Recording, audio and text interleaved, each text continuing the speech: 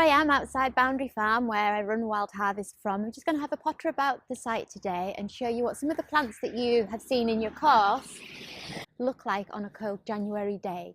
So they're kind of overwintering version. And we're going to start first with Thistle. So this little fella poking out the crack in the path, this is Thistle. Right, hello, with you again. So here I am with some thistle leaves. Like I say, it's January, it's cold, and there's still thistle around, albeit in that very close to the ground overwintering rosette. But as you can see, we've got some quite substantial leaves here. So thistle, is actually Old English. The word is Old English for to prick, surprisingly. It comes from the word thistle, which means to prick. Now, I've chosen thistle to be in this course because, as you've seen today, it's January. Thistle is around for a big part of the year, whether it's just kind of close to the ground growing overwintering rosette or 5, even 6 feet tall in the summer. So it gives us something for pretty much most of the year. And it also is very, very widespread in where it grows. So you can find thistle, as we've just seen here, growing out of cracks in concrete. You can find it in farmers' fields, in urban gardens, just in a lawn. So it's very, very widespread with a habitat where it grows. So in addition to being widespread kind of geographically, it's also widespread throughout the year. You can find thistle at all times of the year. Now, there's 14 different types of thistle in our country, and they're all edible. And we're very lucky here that we've actually got a type that has more leaf than spike. Some types of thistles you've probably seen very, very spiky with very little leaf. So if you want to forage for food from the leaves of thistle, you're best off finding a variety such as spear thistle or marsh thistle, where they have much more green leaf to spike. So it grows from this overwintering rosette. If it's very heavy frost and there's taller parts of the thistle left, the frost nearly always will kill that off. But you can find close to the ground overwintering rosettes, like we've just seen here, in a sheltered part. But the tall parts that are left over from summer tend to have died off by January.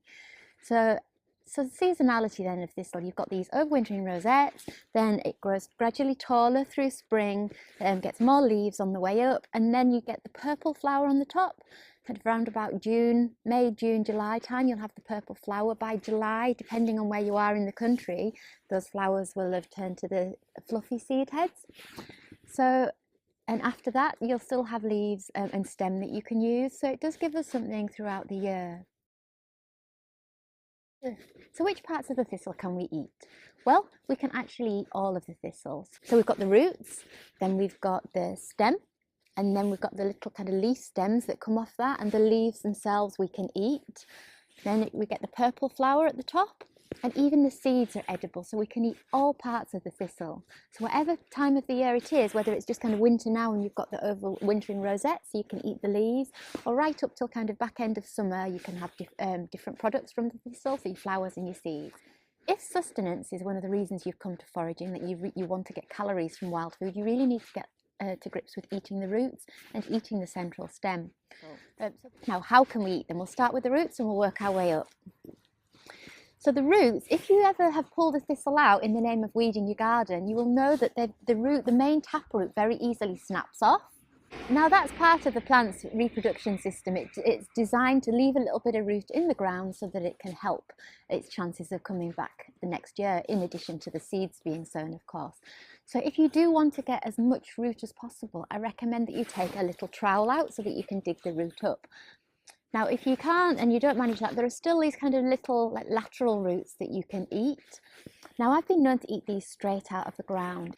You'll find that there's a little casing on the outside of the root, like a skin, and you can just kind of peel it off with your teeth and eat it. And I liken it to sweet potato skin in taste. Now, the inside of those kind of more lateral roots, the inside of those is a bit tougher.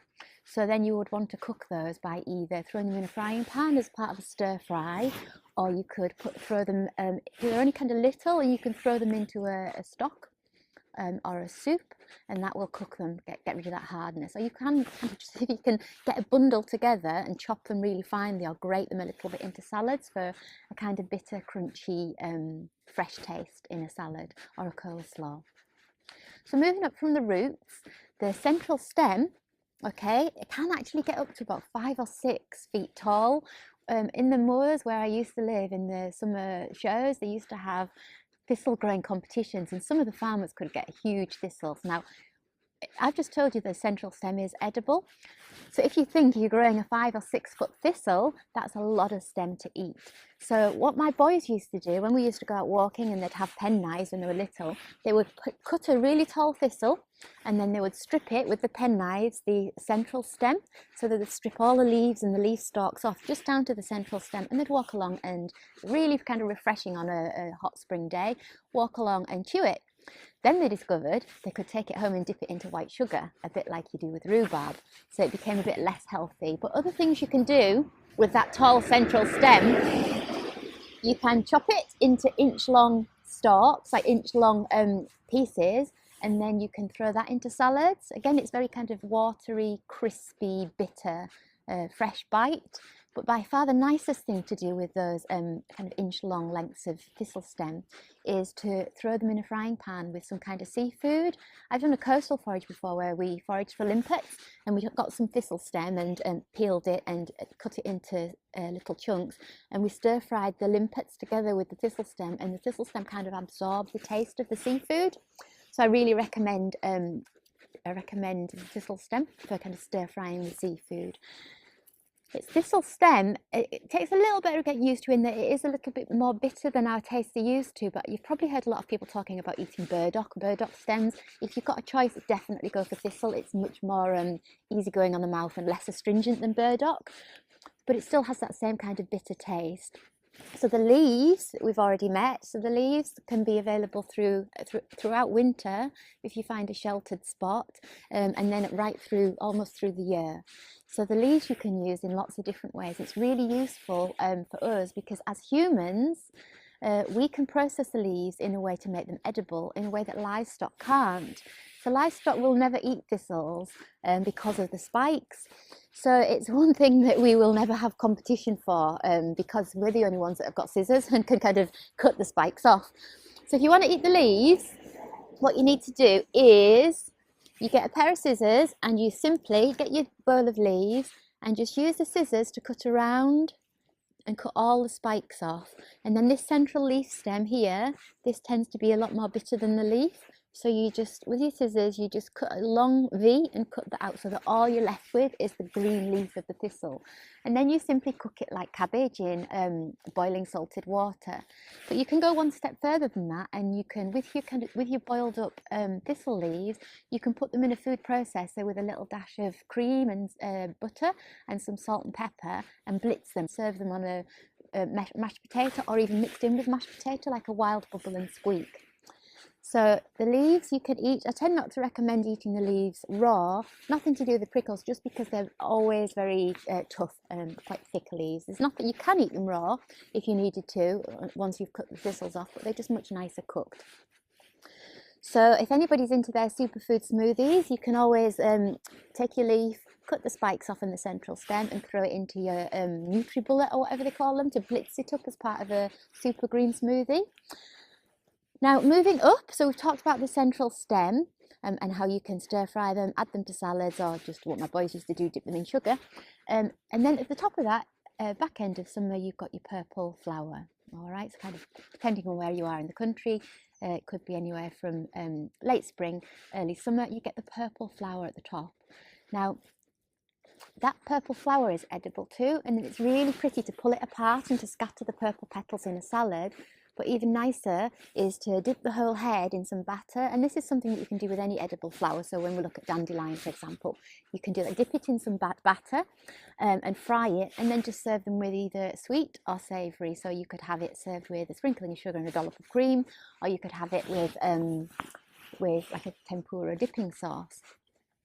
So you can eat the flower head savoury like that, but you can also, if you like making shortbread or biscuits at home, you can pull the petals off and roll them into the biscuit dough. Especially nice with almond shortbread to have the kind of little purpley bits of the thistle petal, especially if you've got Scots visitors coming, and that's kind of quite impressive. Give them some shortbread with thistles in. Now, what else can you do? And underneath the flower head, of course, that's where the seeds are getting ready to fly away. But you can eat those seeds, and they're actually quite large. They're not kind of the tiny little black dotted seeds that you see in some plants. Thistle seeds are a little bit bigger. So you can eat them when they're green, just as a wayside nibble, kind of pull the fluffy head off them and just chew the seeds, or you can wait till they're darker, before they're ready to take flight. The next thing is to consider some health benefits. Just wait for this lorry to go by. So why eat thistle then? Well, firstly, it's very easy to process despite the prickles.